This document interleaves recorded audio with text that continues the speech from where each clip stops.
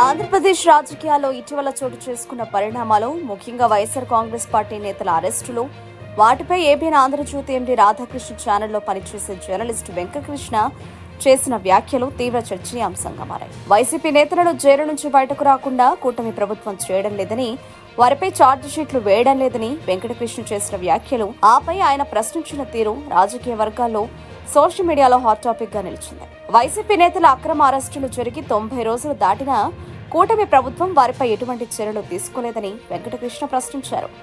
నిందితులపై ఇప్పటికీ ఛార్జిషీట్ దాఖలు చేయకపోవడం వల్ల A1, A4 వంటి ప్రధాన నిందితులకు సైతం బెయిల్ లభించే అవకాశం ఉందని ఆయన ఆందోళన వ్యక్తం చేశారు. నిందితులు బయటకు రాకుండా కూటమి ప్రభుత్వం కఠిన చర్యలు తీసుకోవాలని, కేసు దర్యాప్తును వేగవంతం చేయాలని ఆయన డిమాండ్ చేశారు.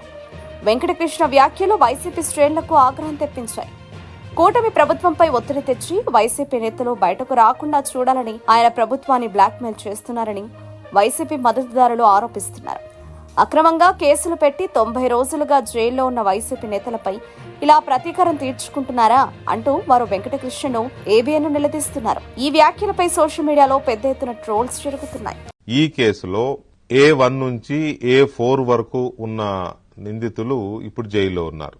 వచ్చే 2 రోజుల్లోనో 3 రోజుల్లో 90 రోజులు అవుతుంది వాళ్ళు అరెస్ట్ అయ్యి. ఇప్పటి వరకు ఛార్జ్ షీట్ వేయలేదని చెప్తున్నారు. ఛార్జ్ షీట్ వేయలేదు. ఛార్జ్ షీట్ వేయకపోతే డిఫాల్ట్ బెయిల్ తో వాళ్ళు రిలీజ్ అయ్యే అవకాశం ఉంది. ఈ విషయంలో ఎందుకు తాత్సారం జరుగుతోంది?